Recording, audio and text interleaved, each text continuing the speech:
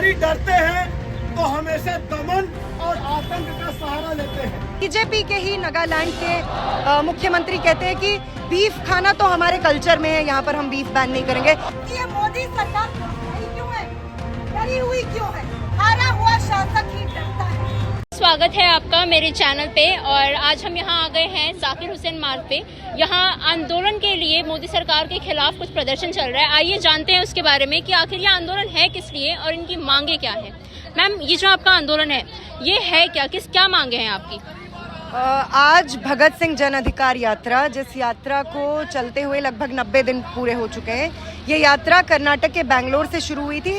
इस देश के 13 राज्यों से होती हुई 80 जिलों से होती हुई लगभग 9000 किलोमीटर की दूरी तय करते हुए ये 26 तारीख को दिल्ली पहुंची थी और आज इस यात्रा का समापन कार्यक्रम था। इस यात्रा में भारत की क्रांतिकारी मजदूर party RWPI, Delhi state anganwadi workers and helpers union, Disha Chhatra Sangathan, नौजवान भारत सभा, मजदूर बिगुल दस्ता और भी तमाम यूनियनें शामिल थी।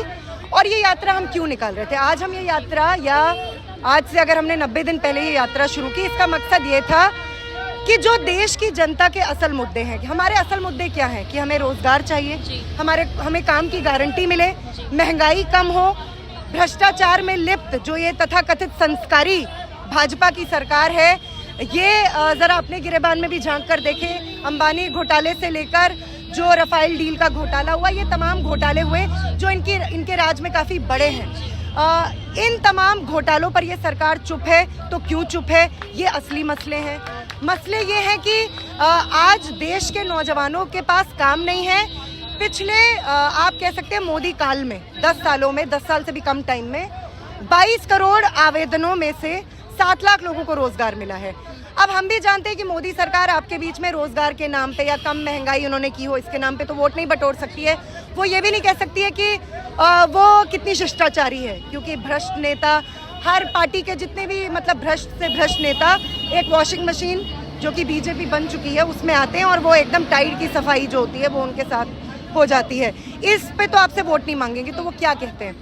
वो कहते हैं कि देखो ये मुसलमान है, ये मुसलमान तुम्हारे रोजगार लेकर जा रहे हैं, ये देखो ये तुम्हारी बहू बेटियों को भगा के ले जा रहे हैं, लव जिहाद कितना बड़ा मसला है, लैंड जिहाद कितना बड़ा मसला है, बीफ बैन कितना बड़ा मसला है। अब जरा इन बातों की भी थोड़ी पड़ताल करते हैं।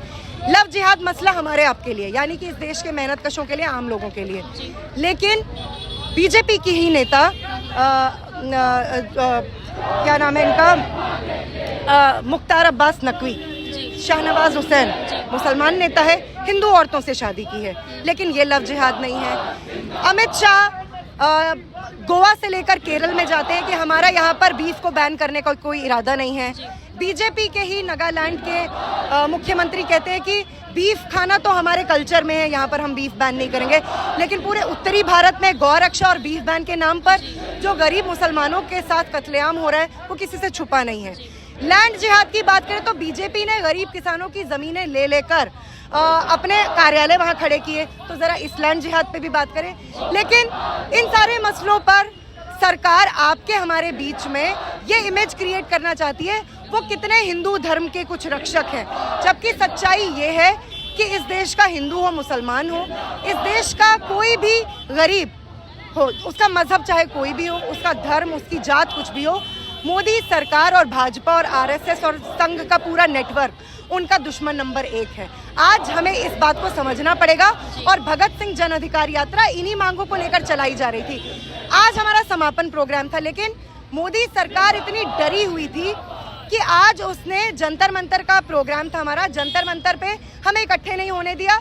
और जब हजारों की संख्या में लोग इकट्ठा होने लगे तो उनको तितर बितर करने की कोशिश की, उनको उठाना शुरू कर दिया गाड़ियों में, लेकिन वो उसमें भी नाकामयाब रहे। वो नजफगढ़ लेकर गए तो हमारे साथियों ने नजफगढ़ पुलिस थाने में सभाएं शुरू कर दी। वो मंदिर मार्ग ले गए तो हमारे साथियों ने वहाँ सभाएं शुरू कर दी। फिर उन्होंने जब छोड़ा तो हमारे साथी फिर जो है जंतर मंतर की तरफ बढ़ने लगे, तो वो फिर आए और उन्होंने डिटेन कर दिया। मतलब कि आज दिल्ली पुलिस ठीक ठाक व्यस्त रही, एकदम निठल्ली दिल्ली पुलिस को आज हमारे साथियों ने रोजगार दिया। मोदी सरकार तो रोजगार नहीं दे सकती है, तो चलो हम ही ने रोजगार दे दिया। लेकिन बात क्या है? बात ये है कि ये एक बौखलाई हुई सरकार है, एक डरी हुई सरकार है, और डरा हुआ शासक ही पुलिस, फौज, हथियारों के पीछे छिपता है। हम इतना जानते हैं कि आज जनता के असल मुद्दों से बहुत बड़ी आबादी जुड़ रही है। वो भी समझ रहे हैं ये जो मंदिर मस्जिद की पूरी राजनीति है, ये जो धर्म की राजनीति है, ये जो लव जिहाद, लैंड जिहाद, बीफ बैन, फलाना ठिकाना, ये राजनीति, इससे हमें कुछ हासिल नहीं होने वाला है। हमें ज़रा अपनी थालियों पर नज़र दौड़ानी चाहिए। हमें ज़रा ये देखना चाहिए कि हमारा वेतन, अब वो वेतन भी क्या है, उसको तो मजाकिया बात है, वो बढ़ा है कि घटा है। आज देश में 28 लाख आंगनवाड़ी वर्कर हैं। वो आंगनवाड़ी वर्कर आज बेगार खट रहे हैं, उनको सरकार वेतन नहीं देती है, उनको मानदेय देती है। और यही मोदी सरकार जो है उनको भी, उनका जिस तरीके से निर्मम तरीके से शोषण करती है, ये भी किसी से नहीं छुपा है। आज देश की जनता इन सारे मसलों को समझ रही है और आज का मैं कहूँगी कि ये कार्यक्रम काफ़ी सफल रहा और हम यहाँ से यही संकल्प लेकर गए हैं कि आने वाले लोकसभा चुनाव में न सिर्फ हम जनता के जुझारू जन आंदोलन के जरिए ये सुनिश्चित करेंगे कि सत्ता में जो भी आएगा वो हमारी मांगों पर सुनवाई करे, बल्कि ये भी सुनिश्चित करेंगे कि मजदूरों, मेहनत कशों, गरीबों का जो सबसे बड़ा दुश्मन यानी कि मोदी शाह, यानी कि बीजेपी, यानी कि आरएसएस, यानी कि वीएचपी बजरंग दल, इनकी आने वाले चुनावों में हार सुनिश्चित हो, इनकी वोटबंदी हो, ये हम यहाँ से आज प्रण लेकर जा रहे हैं। और मैं कहूँगी कि आज का प्रोग्राम बहुत ही सफल रहा और भगत सिंह जन अधिकार यात्रा का तो ये दूसरे चरण का समापन था। इसके बाद भी ये यात्रा जारी रहेगी। आपको ऐसा लगता है कि बीजेपी जो है वो ऐसे दिल्ली पुलिस का गलत उपयोग कर रही है? बिल्कुल, वो दिल्ली पुलिस ही नहीं, वो तो सबका, आज इलेक्शन कमीशन से लेकर जुडिशरी तक में उन्होंने अपने लोगों की घुसपैठ करवाई है।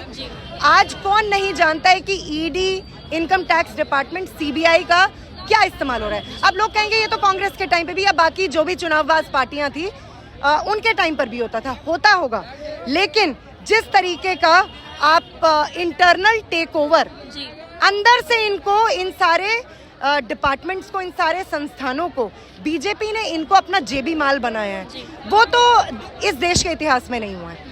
और हम ये देख रहे हैं कि दिल्ली पुलिस का तो वो खैर बहुत दुरुपयोग करती है। CNRC के आंदोलन से लेकर यहाँ पर जब जब छात्रों, नौजवानों के, मजदूरों के आंदोलन हुए हैं, आंगनवाड़ी कर्मियों का बहुत बड़ा आंदोलन 2022 में हुआ था, 38 दिन हड़ताल चली और इसी मोदी सरकार ने जो है उनके ऊपर ESMA, essential services maintenance act लगाया था।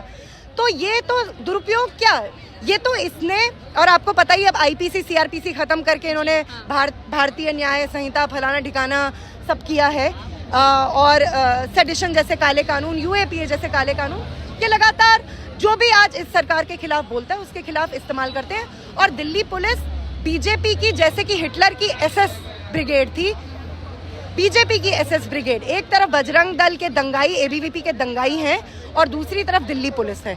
ये कुछ नहीं करते हैं, ये मजलूमों पर अत्याचार के अलावा, लाठीचार्ज के अलावा, ये सब के अलावा कुछ नहीं करते। लेकिन देखिए, बड़ी से बड़ी सत्ता भी जनता के हुजूम से घबराती, और आज एक घबराए हुए आदमी की झलक हमें देखने को मिली, एक घबराई हुई सत्ता की झलक हमें देखने को मिली। उन्हें क्या प्रॉब्लम थी? वो तो कहते हैं मैं तो चाय वाला हूँ, मैं तो चाय वाले का बेटा हूँ, पता नहीं क्या क्या है, वो तो गरीब आदमी है, ये है वो है। तो वो इतने गरीब हैं तो उनके दर पे इतने सारे लोग आए थे, गरीब लोग ही आए थे, तो उनको मिलने में क्या गुरेज? साहब ये कह रहे धारा 144 लगी, ये भी बड़ा मजाकिया बात है। धारा 144 आप 1 महीने तक चुनाव से ऐन पहले दिल्ली के अंदर लागू करते हैं, तो यानी आप दिल्ली की जनता और दिल्ली के सिटीजन्स का सारे फंडामेंटल राइट, सारे मूलभूत अधिकार, सारे जन्मसिद्ध अधिकार सस्पेंड करते हैं। चुनाव से पहले क्या हम अपनी मांगों को लेकर सरकार के पास नहीं जाएंगे? अब नहीं जाएंगे तो कब जाएंगे? तो ये अच्छा तरीका है कि कोई आ ही ना पाए, मुझे किसी चीज़ पर कोई जवाबदेही ना देनी पड़े, मुझे कोई रिपोर्ट कार्ड, रोजगार के मामले पर, महंगाई के मामले पर, भ्रष्टाचार के मामले पर मैं क्या रिपोर्ट कार्ड पेश करूंगा? मैं क्या बताऊंगा इस देश के छात्रों को कि मेरी वजह से और मेरी सरकार की नीतियों की वजह से शिक्षा का जितना बाजारीकरण हुआ है नई शिक्षा नीति के तहत, वो क्यों हुआ है? मैं क्या बताऊंगा? इस पर तो मैं कोई जवाब नहीं दे सकता हूँ। मैं रोजगार पर क्या बताऊंगा कि वो 2 करोड़ नौकरियों का जो झांसा या जो झूठ था, वो जुमला था। अब देखिए इनका नया जुमला क्या है? मोदी की गारंटी। अब अच्छे दिन की कोई बात नहीं है, अब 15 लाख की कोई बात नहीं, अब किसी चीज की कोई बात नहीं है, अब हो रहा है मोदी की गारंटी। अब क्यों नहीं अच्छे दिन? जैसे ये तो इनका पुराना वो था ना अच्छे दिन, तो यूज क्यों नहीं करते हैं उस अच्छे दिन को? क्योंकि जनता भी जानती है कि अच्छे दिन क्या है। अभी बीजेपी का ही एक तेलंगाना का MLA बोला, अगर तुमने बीजेपी को वोट नहीं दिया तो तुम लोगों के लिए नर्क आएगा, तुम लोगों के लिए जहन्नुम आएगा। लेकिन ये बात सच है, बीजेपी आएगी तो नर्क तो है ही।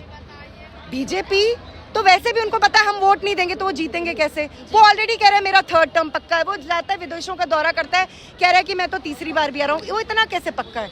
तो जरूर ईवीएम का कोई मामला है।